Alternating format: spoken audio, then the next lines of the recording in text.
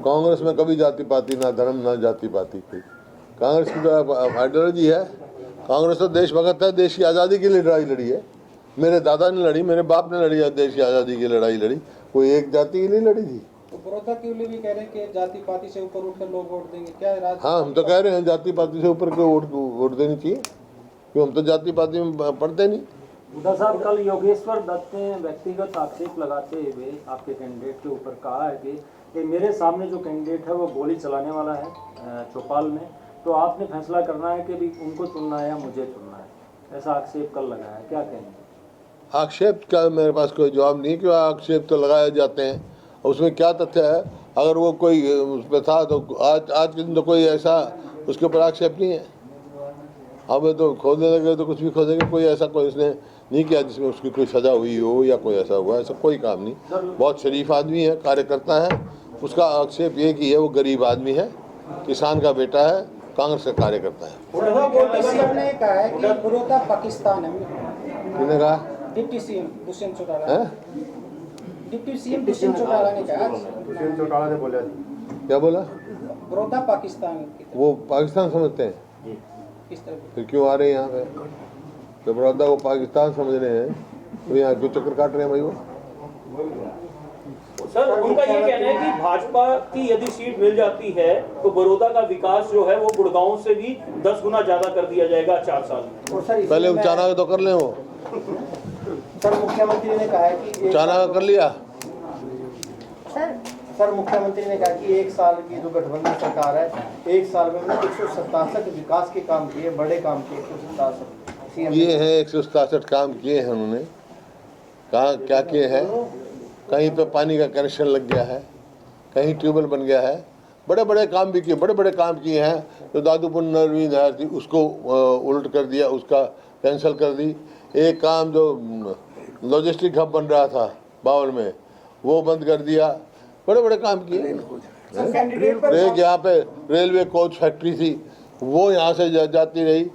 एक जो महम के पास हिसार के उरली जो इंटरनेशनल एयरपोर्ट बनना था, वो यहाँ से जाता रहा। बड़े बड़े और मराठी एम्स में जो एम्स बन रहा था वो जाता रहा। बड़े बड़े काम किए हैं। कोई नहीं। तो आपने आरोप लगाया। और क्या लोग दे, घोटालों की लिस्ट ये दे रहा, घोटाले की लिस्ट दे भाई इसको, अभी इनको जरूरत है। एक बात और बोलना चाहेंगे, आप कह रहे थे कि एक प्राइवेट मेंबर बिल की बात कर रहे थे पंजाब की तरफ से।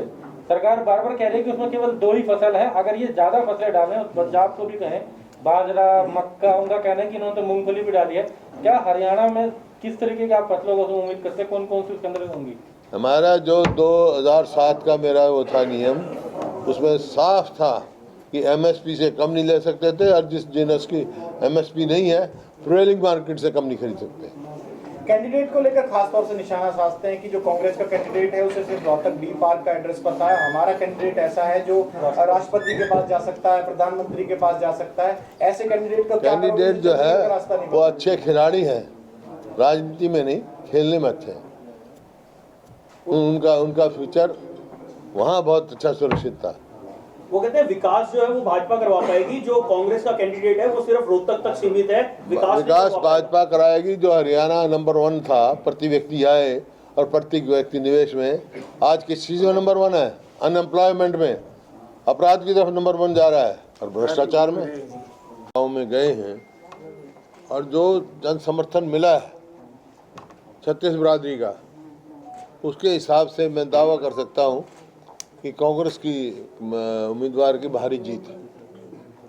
खासतौर से दुष्यंत चौटाला उतरे हैं। पिछली बार का जो चुनाव था 19 का 30-32 हजार वोट मिली थी, तो निश्चित तौर पर वो सरकार के विरुद्ध वाली वोट थी। कितने वोटों को कन्वर्ट? वही तो, जब ये सरकार बनी, वोट किसी की, सपोर्ट किसी को, और इस बात का लोगों में बड़ा भारी गुस्सा है। उन्होंने भारतीय जनता पार्टी की सरकार के खिलाफ वोट दी थी और फिर ये समर्थन वहाँ चला गया। तो जो वो वोट ले गए थे ये, वो सारी जो है कांग्रेस में आएंगे। अभी सबको मालूम है, क्योंकि कोई भी उनके कार्यकाल में गरीब आदमी को कोई काम नहीं हुआ। गरीब आदमी का काम किया है तो 3,82,000 प्लॉट 100 गज के हमने दिए हैं, और ना इस सरकार ने, ना श्री ओम प्रकाश चौटाला की सरकार ने कोई एक प्लॉट दिया। और आपका जो 10 लाख 200 लीटर की टंकी और पानी की टूटी उनके घरों तक पहुँचाई है। गरीब आदमी की, दलित और बैकवर्ड क्लास के पहली जमात से हमने उसका वजीफ़ा शुरू किया बच्चों का, और मकान बनाने का काम किया। इन्होंने कोई कुछ काम नहीं किया। ये सिर्फ है, और जिनकी बात कह रहे हैं आप, कभी कहीं कभी कहीं कभी कहीं, भाई तो उसकी उस पर गए थे। एक जो घरौना कांड हुआ उसके उसमें उस परिवार की संपत्ति में गए थे, तो कुछ शरारती तत्व थे, उन्होंने ऐसा किया जो कि बिल्कुल गलत है। और इसी वास्ते ऐसे उसको, क्योंकि कानून व्यवस्था नाम की चीज़ तो है ही नहीं प्रदेश में।